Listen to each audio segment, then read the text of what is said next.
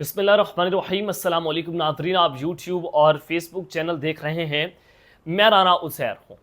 नाज़रीन, 26वीं आइनी तरमीम बिल सेनेट से भी मंजूर हो गया, फिर कौमी असम्बली से भी मंजूर हुआ, फिर सदर ने दस्तखत करके गज़ट नोटिफिकेशन जो है वो जारी कर दिया है। लेकिन अब नेक्स्ट स्टेप जो है वो चीफ जस्टिस की तकर्री का है। अब अगला चीफ जस्टिस कौन होगा, आइनी बेंच बना दिया गया है। आइनी बेंच का सरबराह कौन होगा, ये पूरी कौम जानना चाहती थी कि कौन कौन से नाम सामने आएंगे, किसको अपॉइंट किया जाएगा। तो बिल आखिर काजी फाइज ईसा साहब ने, जो हमारे सिटिंग चीफ जस्टिस हैं, जो 24 अक्टूबर को रिटायर हो जाएंगे और 25 को नया चीफ जस्टिस आएगा, तो लिहाजा अब जनाब जो मकरू खेल हुआ है, नए चीफ जस्टिस और नए आइनी सरबराह बेंच, जो आइनी बेंच के सरबराह हैं, उनका नाम सामने आ चुका है।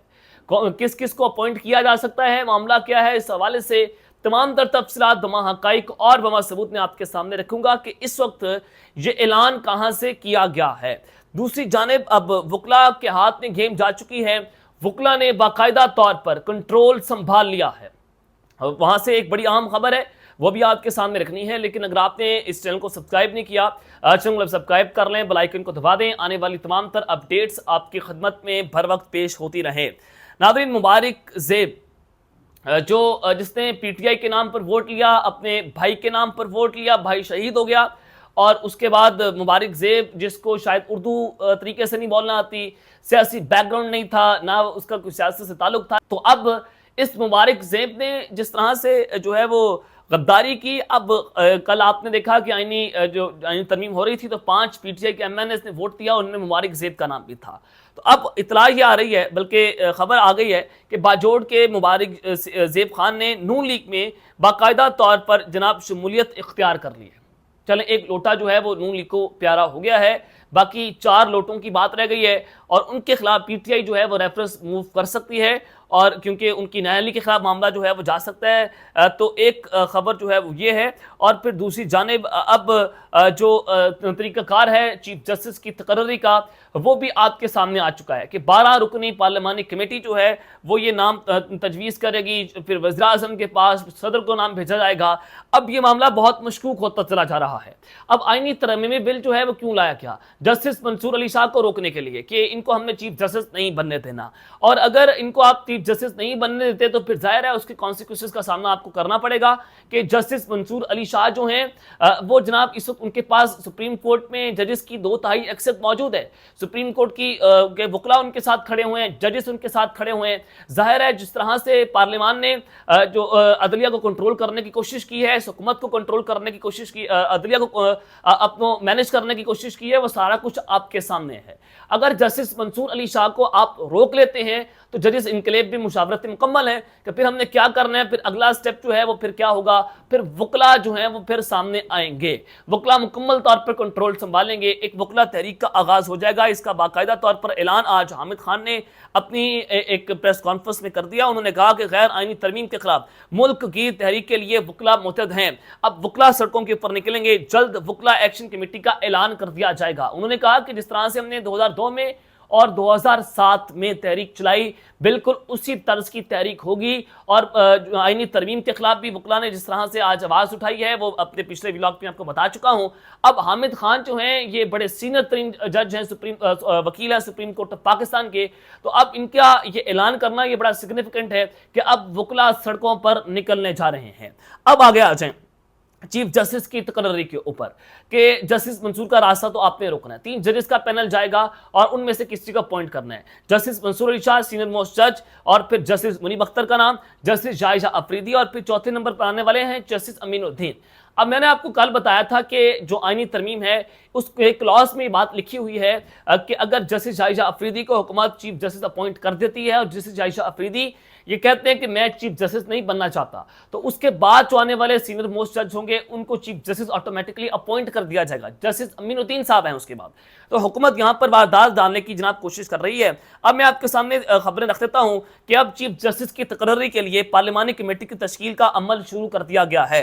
स्पीकर कौमी असम्बली सरदार रियाज सादिक ने पार्लिमानी लीडर से अरकान के नाम मांग लिए हैं।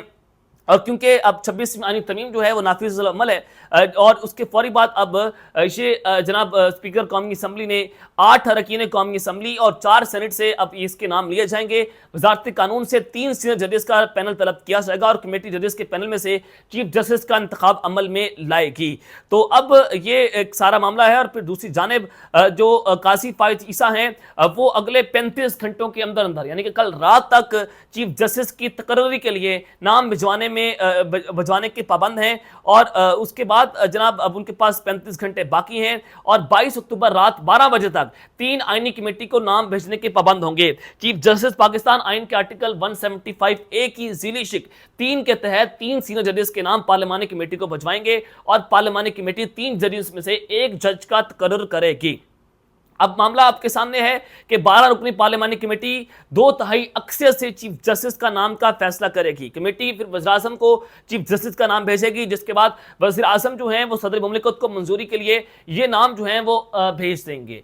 अब जनाब जो पार्लिमानी कमेटी है उसमें 2/3 अक्सरियत होना जरूरी है कि अगर आप जस्टिस आयशा अफरीदी के नाम पर जो है वो गौर कर रहे हैं तो उसके लिए 2/3 जब अक्सरियत फैसला कर लेगी तो उसके बाद उनका नाम जो है वो उसके लिए सिलेक्ट होगा। अब 2/3 अक्सरियत क्या हुकूमत के पास मौजूद है या नहीं है, इसके हवाले से बहुत सारी स्पेकुलेशन जो है वो हो रही हैं। तो 12 रुकनी कमेटी की शक्ल मैं आपके सामने रख देता हूं कि नून लीग के पास उसमें 4 उनके रुकन होंगे, फिर पीटीआई के पास 3 रुकन होंगे, पीपल्स पार्टी के पास भी 3 होंगे और जे के 1, एमकेएम का 1। यूं चीफ जस्टिस को 2/3 अक्सरियत के लिए 8 अरकान से नामजद किया जाएगा और मौजूदा हुकूमत के पास 8 अरकान पूरे हैं। अब जस्टिस मंसूर को क्या चीफ जस्टिस लगाया जाएगा? अब ये बड़ा जो है वो कंट्रोवर्शियल सा क्वेश्चन बन चुका है। जाहिर है हुकूमत इनको चीफ जस्टिस नहीं बनना देखना चाहती, तो लिहाजा उनका रास्ता जो है वो रोका जाएगा। अब रावी ने एक ट्वीट कर दिया। अब रावी आप जानते हैं कि वो माउथ पीस हैं, वो कहां से बोलते हैं, उनको कहां से कंटेंट आता है, सारा कुछ आप जानते हैं, बताने की जरूरत नहीं है। हसन अयूब साहब कहते हैं कि इत्तला के मुताबिक चीफ जस्टिस तो पाकिस्तान और आईनी बेंच के सरबरा 2 अलग अलग शख्स होंगे। अब कौन आईनी बेंच का सरबरा होगा, कौन चीफ जस्टिस होगा, हसन अयूब साहब ने यह भी बता दिया। यानी कि ये पहले से प्लान करके बैठे होते कि हम ये करेंगे, 26वीं आईनी तरमीम करेंगे, फिर उसके बाद फलां को चीफ जस्टिस लगाएंगे, फलां को आईनी बेंच का सरबरा बनाएंगे और जब ये सारा कुछ हो जाएगा फिर आप अगर इसको डिगअप करने की कोशिश करें तो फिर ये 27वीं तरमीम भी ले आएंगे। 27वीं तरमीम भी हो सकती है, लेकिन ये कोई मामला है कि लेकिन खैर अब जस्टिस जायजा अफरीदी, हसन अयूब साहब कहते हैं कि जस्टिस जायजा अफरीदी चीफ जस्टिस पाकिस्तान और जस्टिस अमीरुद्दीन आईनी बेंच के सरबराह होंगे। अब जाहिर है जस्टिस जायजा अफरीदी को जब आप चीफ जस्टिस अपॉइंट करेंगे तो उसके बाद आईनी बेंच का सरबराह होगा और यह तय करेगा कि जस्टिस अमीरुद्दीन साहब को आईनी बेंच का सरबराह लगा सकते हैं। तो हसन अयूब साहब ने ये पूरे के पूरा प्लान जो है वो खोल दिया है कि ये हुकूमत का मकरू खेल है, ये काजी फाइज जस्ता का मकरू खेल है, ये निज़ाम का मकरू खेल है, ये जो है वो इस्टेब्लिशमेंट का एक पूरा प्लान है। तो ये इस वक्त मामला जो है वो जा रहा है कि इस तरह से चीफ जस्टिस की तकर्री होगी। अब 35 घंटों के अंदर अंदर आपके सामने चीज़ें वाज़ेह हो जाएंगी, यानी कि अगले तकरीबन 1 से 1.5 दिनों के अंदर आपको पता चल जाएगा कि अगला चीफ जस्टिस कौन होगा। तो जस्टिस मंसूर अगर आप उनको हटाते हैं तो फिर जजेस भी उनके साथ खड़े होंगे, वकला बरादरी भी उनके साथ खड़ी होगी और फिर एक बहुत बड़ी तहरीक मुल्क गिर शुरू हो सकती है, जिसका ऐलान बाकायदा तौर पर हामिद खान साहब ने कर दिया है। तो अब तक के लिए इतना ही, अपना ख्याल रखिएगा और इस तरह का अपने लाजमी हलक लें। अल्लाह ने के बाद पाकिस्तान जिंदाबाद।